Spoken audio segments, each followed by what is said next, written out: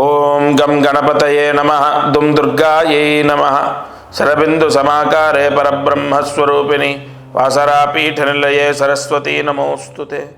ఓం ద్రాం దత్తాత్రేయాయ నమః.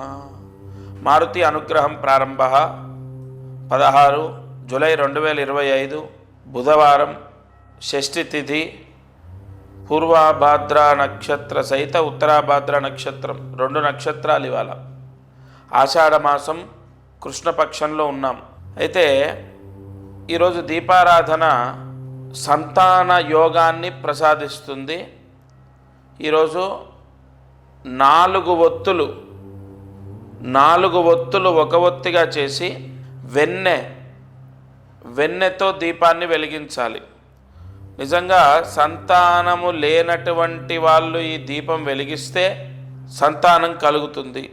సకాలంలో భార్యాభర్తలు కలవటము, లేదా మంచి వైద్యం అందటము, లేదా ఏదో ఒక కారణం అంటే కాలము, దైవానుగ్రహము అటువంటి సిచ్యువేషన్స్ క్రియేట్ చేస్తుంది.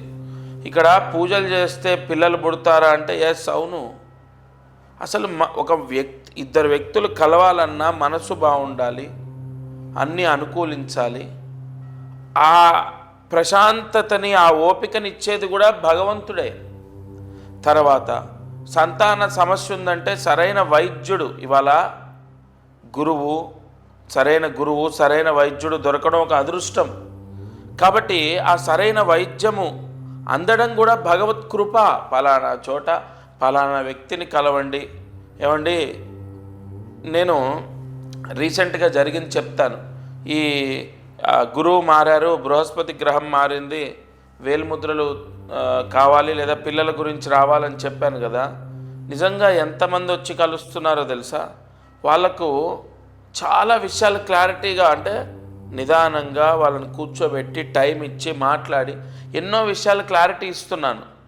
ఫలానా రోజు ఫలానా కలవడం, ఫలానా ఒక నిర్ణయం తీసుకోవడం, వాటితో మీరు బాగుపడడం, ఇవన్నీ భగవత్ అనుగ్రహమే. ఒక వ్యక్తి అతను వ్యాపారం చేస్తాను అని నిర్ణయం తీసుకున్నాడు, నా దగ్గరికి వచ్చాడు. నేను చూశాను 2029 వరకు వ్యాపారం వద్దు. ఆ విషయం ఎలా తెలిసింది? నేను చెప్తేనే కదా అతను మనసు మార్చుకొని ఇప్పుడు జాబ్ గురించి మళ్ళీ అతను ప్రయత్నిస్తున్నాడు. అంటే చూడండి, నా దగ్గరికి వచ్చి కలవడం ద్వారా 100% అతని దారి మాత్రం మార్చుకున్నాడా లేదా? అలాగే సంతానం కూడా ఈరోజు దీపం వెలిగించండి. 4 ఒత్తులు ఒక ఒత్తిగా చేసి వెన్నెతో దీపం వెలిగిస్తే సంతానం కలుగుతుంది. సరే, సంతానం ఉన్నవాళ్ళు దీపం వెలిగిస్తే ఏంటండి ప్రయోజనం? ఏమో మీ పిల్లలకు రేపు పెళ్ళయ్యాక సంతాన సమస్య రావచ్చు కదా. రాకూడదు, రాదు అని మనం చెప్పలేం. ఇవాళ అన్నీ కలుషితమైపోయాయి. తిండి, పీల్చే గాలి, అన్నీ, నీరు, తాగే నీరు, పీసీఓడి ప్రాబ్లమ్స్ ఎన్నో వస్తున్నాయి.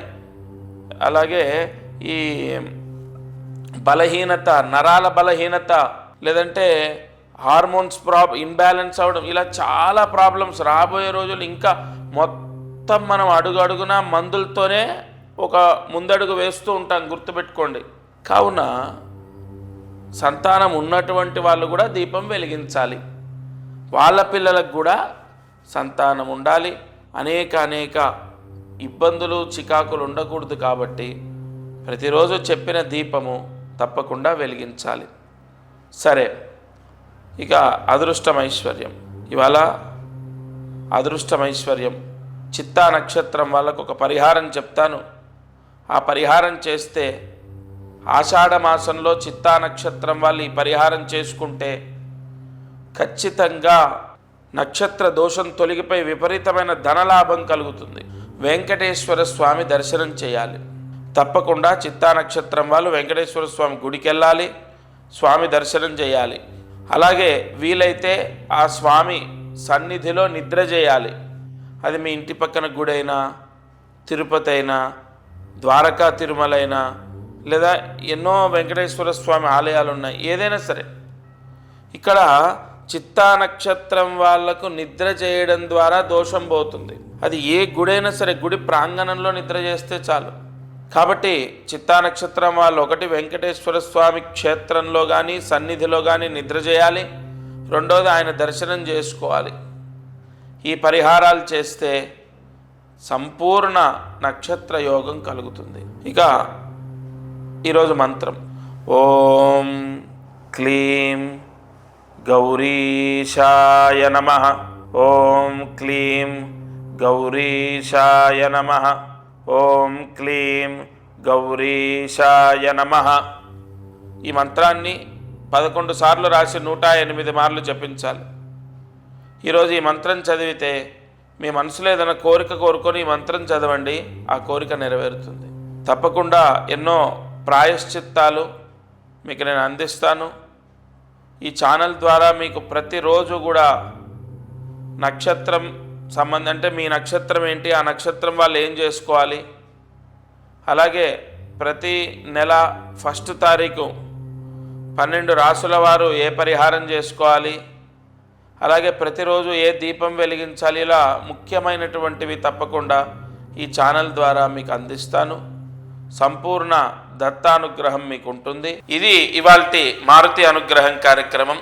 అయితే ఒక చిన్న మాట, ప్రతిరోజు ఈ కార్యక్రమంలో చెప్పే పరిహారాలు చేస్తున్నారు. దీపారాధన, నక్షత్ర సంబంధితమైన పరిహారాలు, అదృష్టం ఐశ్వర్యానికి సంబంధించిన పరిహారాలు, కార్యసిద్ధి మంత్రం చదవడం, ఇలా ఎన్నో చేస్తున్నాం.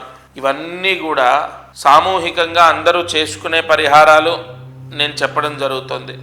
అయితే ధనయోగం, గృహయోగం, వ్యాపార యోగం, ముఖ్యంగా పిల్లలు చదువుకోవాలి, చదువు పూర్తి కావాలి, చదువుకోవాలి, లేదా చదువు పూర్తయిన వాళ్ళకు మంచి ఉద్యోగం రావాలి, లేదు వివాహం అవ్వాలి, లేదు విదేశాలకు వెళ్ళాలి, మంచి సంబంధం వచ్చి వివాహం అవ్వాలి, పిల్లలు మేము చెప్పిన మాట వినాలి, ముఖ్యంగా మొండితనం పోవాలి, ఎదురు మాట్లాడకూడదు, ఇలా చాలా సమస్యలతో రోజు సతమతం అవుతాం. ఆరోగ్య సమస్యలతో, ఆస్తి సమస్యలు, ఏదైనా స్థలం అమ్ముడు పోవట్లేదని, లేదంటే అప్పులు తీరాలని, ఇలా చాలా సమస్యలు. నేను ఒక్కటే చెప్తున్నాను, జూలై నెలలో మీరు గురువు మారారు. ఈ జూలై నెలలో మీరు ఒకసారి వచ్చి నన్ను కలవాలి.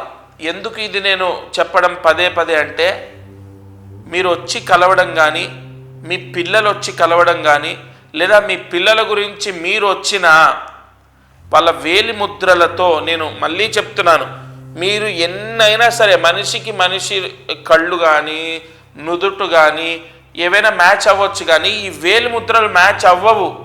కోట్ల మంది ఉన్న దగ్గర ఎవరిది మ్యాచ్ అవ్వదు ఒకరిదొకరికి. ఎందుకంటే నాడి అన్నది తలరాత, మన యొక్క కర్మ దోషమంతా కూడా ఇందులో నిక్షిప్తమై ఉంటుంది. నీకు ఏది చేస్తే మంచిది, నీకేం చేస్తే పెళ్ళవుతుంది, నీకేం చేస్తే ఇల్లు కట్టుకుంటావు, నీకేం చేస్తే నీ కష్టాలు పోతాయి అన్నది తెలుస్తుంది. అందుకే ఈ గురువు మారారు, మిథున రాశిలోకి గురువు ప్రవేశించాడు. ఈ సమయంలో జాతకం చూసి సరైన పరిహారం చేసుకుంటే మీకే మంచిది. నేను రమ్మని చెప్పగలుగుతాను తప్ప మిమ్మల్ని తీసుకొని నా దగ్గర కూర్చోబెట్టుకోలేను. మీరు నిర్ణయం తీసుకోండి, తప్పకుండా వచ్చి కలవండి. నా వాళ్ళు నేను చెప్పింది చేస్తున్నారు అనేటటువంటి భావంతో చెప్తున్నాను తప్ప వేరే వాళ్ళు అయితే అసలు నేను చెప్పను. మీరందరూ సంపూర్ణ గురువు దత్తాత్రేయుడు అనుగ్రహంతో ఉండాలి. దత్తార్పణమస్తు.